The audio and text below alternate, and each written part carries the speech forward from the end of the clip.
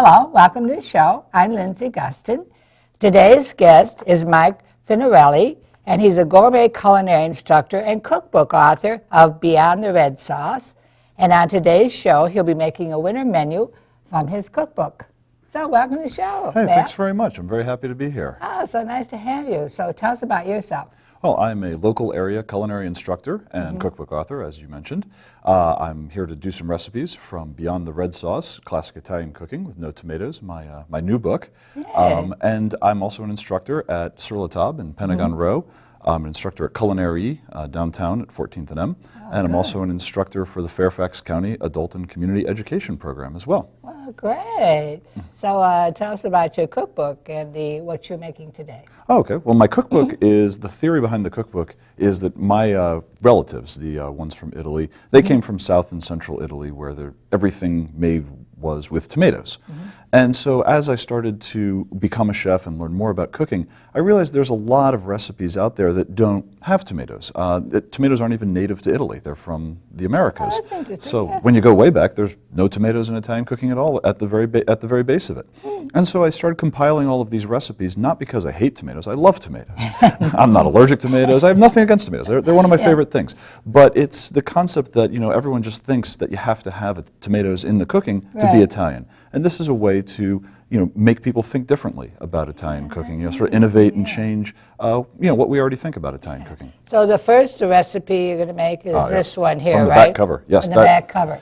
That is my bruschetta with roasted red peppers and fresh mozzarella. Oh, wow. And then this will be the second. That's the second one we're going to make. The second one you're going to make this one. Doing the covers, yes. This is my orecchiette pasta with a porcini cream sauce, a little bit of lemon, a little bit of greens. Absolutely fantastic. And then the last recipe, I ran out of room on the cover for all the pictures. The last recipe I'm going to be doing is stuffed artichokes. Oh, I love those artichokes. Oh, so do I. So we'll see you in the kitchen. Just make sure my mic's on.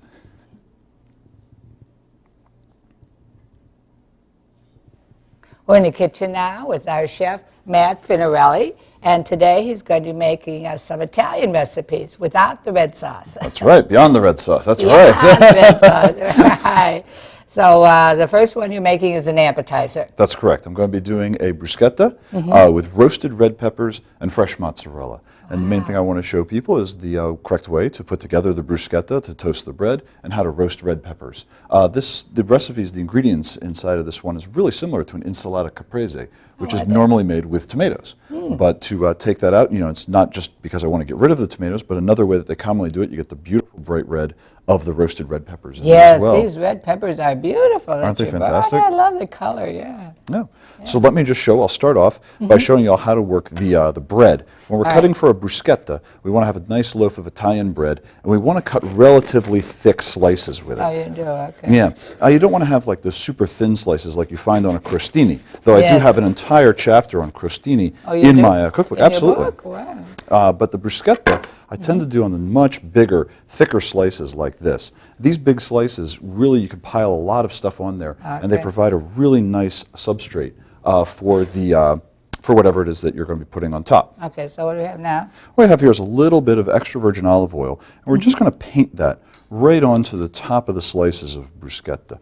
We only do one side with these, though. That's you do? Yeah, that's the interesting thing. When I do crostini, I'll toast both sides and turn it almost into a crisp cracker because it's such a thin piece of bread. But with bruschetta, I want to keep the inside of the bread nice and moist, sort of a soft underbelly with a crisp top. So we just brush, and we're only going to toast, in a sense, one side of the bread. And we can slide that into a 450-degree oven, or we can just slide it right under the broiler. Or if you need room in your oven at home, you can just put them right in your toaster, actually, on like the top brown feature. Just get that top nice and I'll crisp. put them in, but you have some here that you made earlier. Yes, I sure do. Yeah, and here's what they look like when they come out. Exactly. Nice and toasty on top, nice and crisp, but on the bottom you'll notice they are still soft and ready to go. So when you bite into it, we serve them, we'll put the food on the crispy side. When you go in to bite it, you'll have a soft underbelly to bite into, and you get a nice, crisp, clean bite. The whole thing doesn't shatter in your mouth. Very good. So we'll just lay those guys out here for when the time comes to decorate those. Yeah, well, they look good already. Yeah, I know, right? So the next thing we want to do is we want to roast the red peppers for the dish. Now, the one thing that most people do when they roast red peppers is they'll roast the pepper whole, just like this. And you don't want to roast the entire pepper whole. No. The best way to start it off is actually cut it in half and open it up, just like that. This way, it's real easy to pull the seeds and the white gills and all of that stuff out of the pepper ahead of time. Yeah, please, give me a hand here. Yeah. We pull all this out now because when the pepper's roasted and he's wilting, he's falling apart and all of that, when that happens, the pepper is a little bit harder to pull all of these seeds out. But when he's raw and fresh like this, everything just pops right out. He's nice and clean. We can lay him down, cut side down on the sheet just like that. Yeah. Brush the outside again with a little bit of olive oil. There's no such thing as too much olive oil.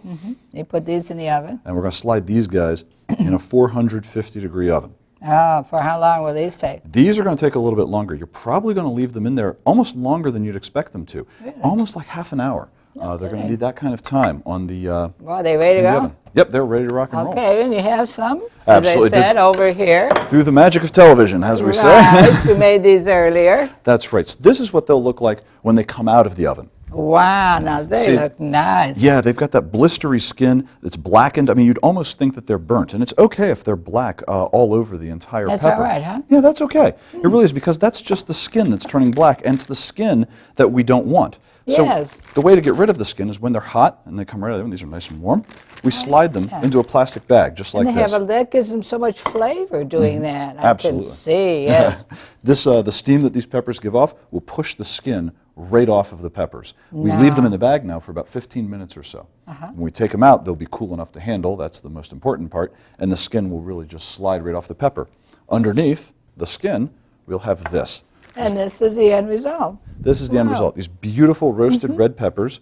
You see how delicate they are, almost falling apart with beautiful delicacy. Yeah. But they are full of that wonderful flavor. And that is going to be the base of our bruschetta. But we still need one more thing. Oops, I already took it out of the fridge. We need some fresh mozzarella.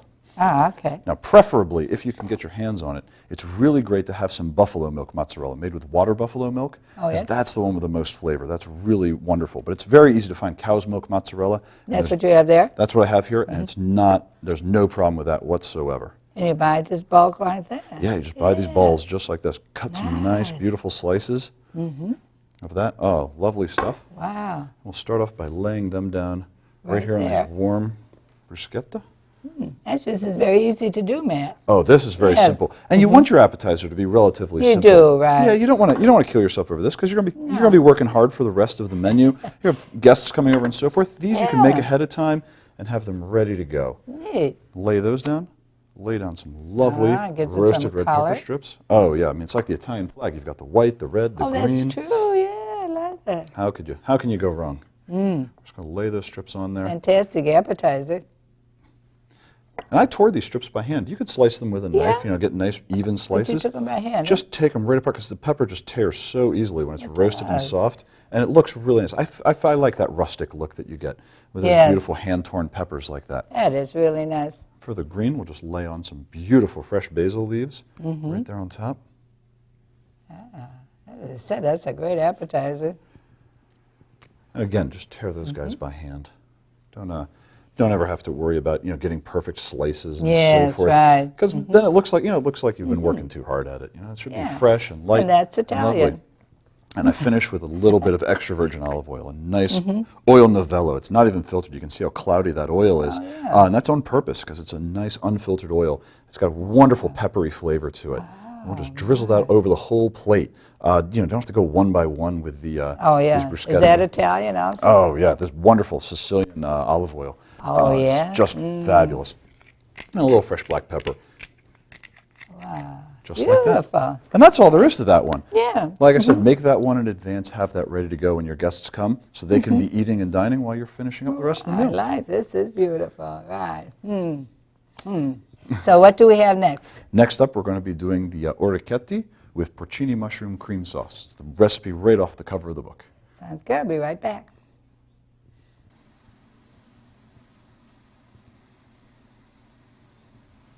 The recipes we're making on today's show are available on my website. That's chefsrecipe.org. We're here with our chef, Matt Finarelli, and he's making this Italian menu. And this is our main dish, right? This is our main dish, right? This is the orecchiette with wild mushroom porcini cream sauce. Nice, that's good. So the first thing we're going to do, because we're going to build this sauce just within the time it takes to cook the pasta. That's what's so wonderful about this. So first thing we'll do is we'll just dump the pasta right there into the water. I love this pasta. Isn't it great? The This is orecchiette. great. Yeah, I love this shape. The orecchiette, some people call them Pope's hats because they look like the Pope's hat that he has in the back. It's a tiny little one. Yeah, but orecchiette, look cute, but orecchiette is Italian for little ears. And that's Little really what they ears. are. They're supposed to be little ears. So we just put this in here now? Just throw that in there. Got some boiling, heavily boiling, All of salted it? water. All of it, the whole thing. All of it. No, put a full pound. Not Give bad. that a quick, give that a stir while it's coming back to a boil. Just make sure he doesn't stick together. Put the cover on? Yep, we'll throw the cover back on just to get that boil going. So we got some nice, abundant boiling salted water there. Good. Meanwhile, we're going to build the sauce in the pan right next to it, so the two will happen together. First thing I'm going to do is I'm going to mince up a shallot here.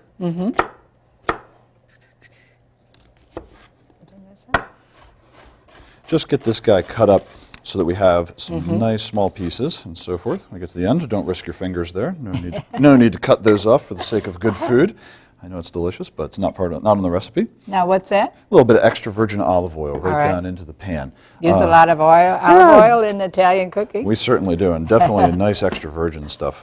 When You we're like cooking that, this. huh? I do. We'll throw in some shallots and just get those shallots going. I just want to cook these guys so they get some nice translucency on them. How's this coming? Wow, that's boiling like Boiling like that mad. already. It's a nice good stove you have here. Let's give it Yeah. another stir just to make sure everybody's in there, mixing apart and not sticking together. You only need the okay. occasional stir. Once that big rolling boil gets going, you don't You're have to worry okay. about it too Okay. much. Not as much. So the shallots will quickly get a little bit of color on them. We'll throw in some garlic, and we just want to get that. You minced up that garlic. I minced saw that you. ahead of time, yeah. I'm going to let that get warmed up. And then here I have a nice mixture of dried mushrooms. You can use just porcinis, which are wonderful, but if you have a nice wild mushroom mix, I find that to be great. So You things like like that, morels and stuff, the more flavors, these lobster mushrooms, the more flavors you have, the better. And also adds unbelievable attractive color to the dish. Yes. So that's why I just like this beautiful mix of them. And once the garlic is nice and fragrant in the pan, we got some nice translucency So how with the many shallots. mushrooms do you have in there? This is about, when it was dried, this is about 1.5 ounces of mushrooms. Wow. Yeah. So And you great can- mushrooms, huh? Yeah. So like I said, you could do just straight porcinis, or you can do that wonderful mix that we have there. We're going to toss these guys in. Oh, those mushrooms are so flavorful and tasty. And they're good for you, nutritious. And Absolutely. And the Wow. smell that comes off, isn't that amazing how it smells? Yes. That's exactly. And this is why I want a big bunch of them, because they're going to mix in with that entire pound of pasta. We really want those to all that's come right. together. And we just want to give these guys a little bit of a saute for about 3 minutes or so, because the main thing is, since we rehydrated them, they're going to give off some water. That's the first Oh, thing. are You they? can see that water just starts to pour off there in the Oh, pan. I do see that, yeah. Yep. And we just want to give a chance for that to sort of come back out, and that'll start forming the base of our sauce. Oh, you can take the lid off now. Yeah, Now it's this got that is big really boil. Yeah, he might boil. Boiling away there. We're just going to let him keep going. Just make sure everything's going well. And the orecchiette take about 8 or so minutes to cook. Because they're just small little Because pieces. they're small, dried pieces. Yeah, they're Yeah. thicker than you'd think. To hold that shape, they got to come out kind of thick. So it's not like an angel hair pasta, which is going to cook in just a Just few like minutes. on the cover of your book here. That's my cover recipe. There's a reason. It's a This is beautiful it. dish. I really enjoy it. This Okay. is what we're duplicating right now. So as you can see, now that I've cooked it for a while, you can see that most of the water has disappeared. There's still a little bit left, I but a lot see of that's that. simmered off. So now that it's dried out and so forth, what we can do is we can start building the rest of this sauce. So what I'm going to do is I'm going to throw in just a little bit of red pepper, just for some flavor. Okay. I'm going to throw in a little bit of lemon juice. So why lemon juice? I love the brightness that it adds to adds as a flavor. It's going to really almost enhance all the flavors without having to add extra salt. A lot of your vinegars and citrus juices will do that. So actually here, let's add the rest of that. I have saved about a 1/4 cup of the liquid that I soaked the mushrooms in. Oh, and I'm going that's to throw a good this into the idea. sauce. Yeah, just for that extra mushroom flavor. Good. So I'm just going to toss that in now. Form a beautiful base to the sauce, and of course a little bit of white wine as well. Okay. All of these together I want to bring to a boil, All a right. nice simmer to cook off the alcohol from the wine, deglaze the pan, and really get things going. So we're just going to let that go for just a bit and let that simmer away for, I don't know, about 3-4 more minutes itself. And that'll Okay. reduce it down, concentrate all the flavors, and we'll have a pasta sauce that just needs a little bit of cream, and we'll be good to go. Okay. We'll be right back. So our pasta is done, and I'm going to drain it over in the sink here. It's perfectly al dente and ready to go. I'm just going to finish the sauce here. We have a nice reduced sauce. So I'm just going to throw in a cup of heavy cream just to mix that in. And if you're watching calories and you want to cut back just a little bit, you could probably use light cream or half and half. There's no problem with that. But we just want to put in some nice rich thickness to this sauce. Don't want to go with skim milk. That's just a little bit too light. We definitely want to have some fat in here because that's what's going to stick to the pasta and really cling to it and make a nice, wonderful sauce. As you can see there, the mushrooms and the cream really come together beautifully. There's the awesome pasta. That looks so good. Thank you so much for that. This guy's just warmed through. That's all I've really done. Don't need to bring it to a boil. Oh, yes. Don't need to bring it to a boil or anything like that. It's just nice and warm. Just the way it is, Yeah, if you bring it to a boil, you might hurt the cream. Oh, you're going to put it in I'm just there, going to pour that right over. The whole thing is going to go right over. This is easy. I know. Isn't that great? Like just in the one time it pot takes to cook the dish, pasta, you have a wonderful sauce. Okay. Bring this guy over here. Stir those guys together. Yep. Gosh. This is nice. Stir all that together. So where did this recipe come from? This recipe was actually one that I experimented with and came up with because I really love working with mushrooms. I even teach an entire class on cooking with mushrooms. And yeah? I just sort of came together. I love the cream sauce. I like the lemon with cream. I like lemon with mushroom. And the whole thing just sort of put itself together in my head. Fantastic, yeah. Just like that. So what we're going to do is we're going to serve up some of this beautiful pasta right here on this plate. I bet you've had this in your classes, right? This recipe? Yeah. And it's a hit, let me tell you. Is it a hit? This one's a total hit. We just serve some up like that, and then to finish it off, I like to grate on a little fresh lemon zest, because the lemon flavor, again, accentuating the lemon flavors. I see. And we're careful not to go down into the white pith of the lemon. That is really a beautiful presentation, Matt. Thank you so much. I like that. And then we can garnish with some fresh fennel fronds or a little bit of parsley, because the dish doesn't have a lot of green in it to begin with. So just a little bit of fresh flat leaf parsley just to accentuate some color and bring it out. Makes it look fresh and fresh and green. Nice. Oh, that is beautiful. I Thank you tell very you, an Italian, right? Yeah. So what's our next and final dish? Thing we're going to do is we're going to stuff some artichokes. I love artichokes. Me too. We'll be right back.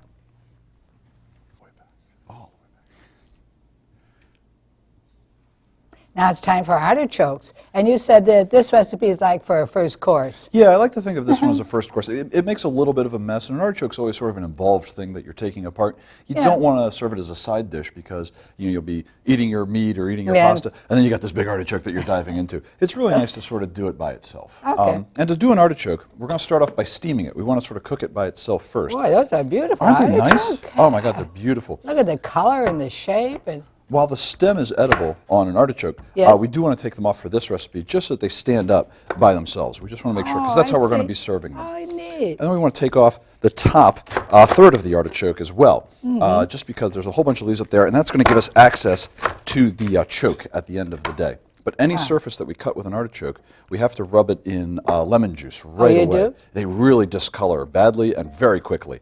So you anything we cut. You got some lemon juice over here. Yep, I always have some lemon juice It's just plain ready to go. lemon juice here that you put them in, right? That's right. Okay. And then what we're going to do is we're just going to take some scissors and trim off the rest of sort of the scraggly tips of the leaves, just to make sure that everything is nice and clean looking on the artichoke. And of course, rub all of those in lemon juice. That's the lemon juice, right? That's lemon juice. And then right into the steamer with the stem side up. So you had just some boiling water in there. Yep, there's just water boiling under that. Don't need to salt it or oil it or flavor it, anything like that. We just need some nice boiling water to work as steam to finish cooking our artichoke. Okay. I'll put this in the lemon juice. Wonderful. Thanks. Just roll him around in the lemon juice and then throw him in the steamer. Yeah. There you go.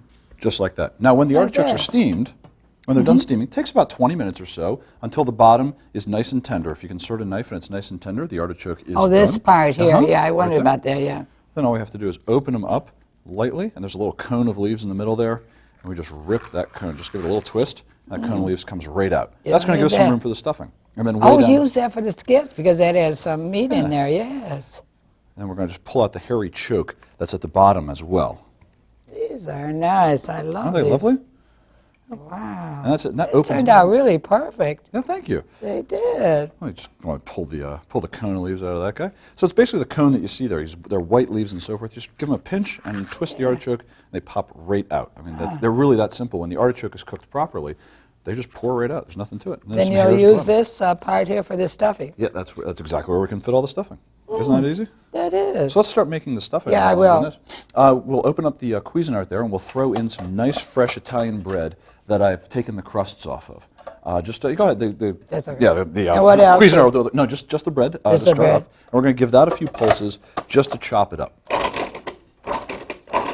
we go. So we get something that's sort of like coarse pebbles, is the way I like to think of it. How's like that? That's great. Okay, now we'll add the other three ingredients, in which we have here, which are, you have some anchovy fillets there. That's optional. If you don't like anchovies, I you don't love have to. anchovies. But I love anchovies, absolutely. And this is Some garlic, about Garlic. 2 cloves of garlic, and that's some nice fresh goat cheese. goat cheese. Uh-huh. Oh my God. Oh, they make cheese out of goat cheese in Italy too.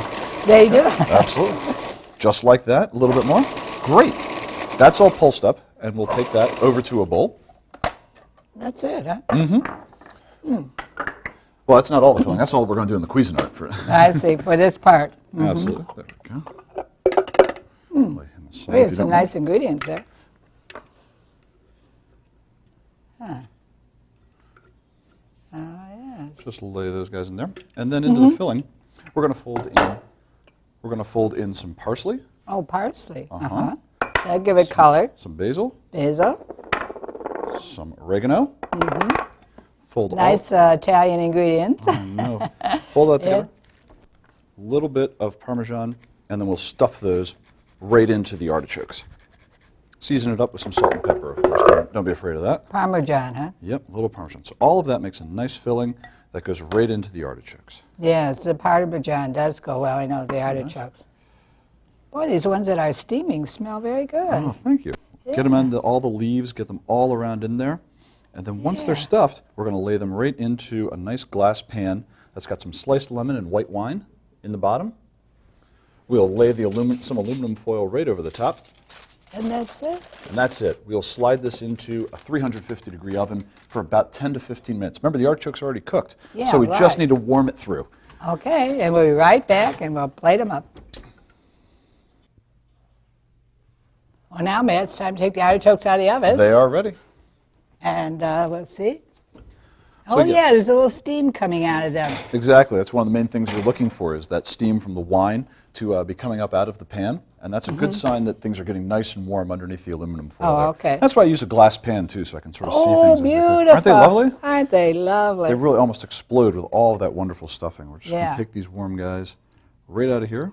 Make sure all that stuff drips off the bottom. And that wine and onion that's at the bottom there, you just discard. You don't need Oh, that. yeah. Yeah, that's just for help put some flavor into it while they finish that last cooking stage. And that's it. That's all there is to it. Lay those guys, usually one artichoke per person. And then you Yeah. just tear off the leaves as you go. You get some stuffing with the leaf. You eat Oh, the. and you use the leaf to you eat scrape it all that with. off. And you can have some butter, some hot melted butter at the table for dipping in, or some extra virgin olive oil, or a bagna cauda, which is another What's that? dish. Well, that's Italian for hot bath, and it's a mixture of butter, olive oil, and all kinds of wonderful flavors as well. And you can use that for dipping your artichoke in as well. I like that. Beautiful presentation, isn't it? Isn't it lovely? Yeah, Thank you lovely. very much. Yeah, the whole artichoke. Well, now it's time to go in the dining area. Fantastic. We're in the dining area now with our beautiful Italian menu with no red sauce. So review what you made first for us today. Certainly. First thing we did was we did this bruschetta with roasted red peppers, fresh mozzarella, and fresh basil. We topped it off with a wonderful olive oil novello and some salt and pepper. Nice toasted bread and fresh roasted peppers. Yeah, that red is beautiful. It stands out there, isn't it? Oh, lovely. Little Italian flag kind of thing. And our second one? Our second dish was the orecchiette pasta, the little ears. We did that just in the time it took for the pasta to cook. We mixed in some some dried porcini mushrooms that we rehydrated, tossed it with a little bit of cream, white wine, and some lemon juice. Okay. And our last item. And last item were these wonderful stuffed artichokes. We pre-steamed the artichokes first, pulled out the core center, and then stuffed them with a mixture of bread, goat cheese, and fresh herbs, and slipped them back in the oven until they were nice and warm. Wow, well, I'm going to taste my pasta because I do like different types of pasta. Very good. The Thank you so flavor much. with the mushrooms and everything. Oh, I'm glad you enjoy it. And it goes wonderfully. This whole meal would go wonderfully with a nice crisp Italian white, something just like right and fresh. It would just be fantastic. So tell us more about how we can find out about your classes. Well, all of my classes are listed online on my website at finarelli.com, spelled just like my last name, so FINARELLI.com. I have all of my events, all of my classes, and of course you can buy a copy of the cookbook there, or you can contact me for a personal class. I like come that. to your house, and teach you and your friends how to do whatever you'd like to learn. Not just Italian, anything? Not just Italian. I have a lot of classes, and you can see the huge repertoire of classes I have on my site. Okay. Well, I'm going to put your information up now so we can see it. There it is, Beyond the Red Sauce, www.finarelli.com, and there's your email address. Absolutely. So that's how we get in contact with you, right? Yep. And I'm going to put up my website because these recipes will be available on my website, and that's chefsrecipes.org. So thank you so much for coming on the show today. Thank you so very much for having me. I had a wonderful time. You did a beautiful job. Oh, thank you. And the cookbook. I want you to autograph this for me. Oh, you got it. I'm happy to. Yes, I love this. And remember, until next time, good eating.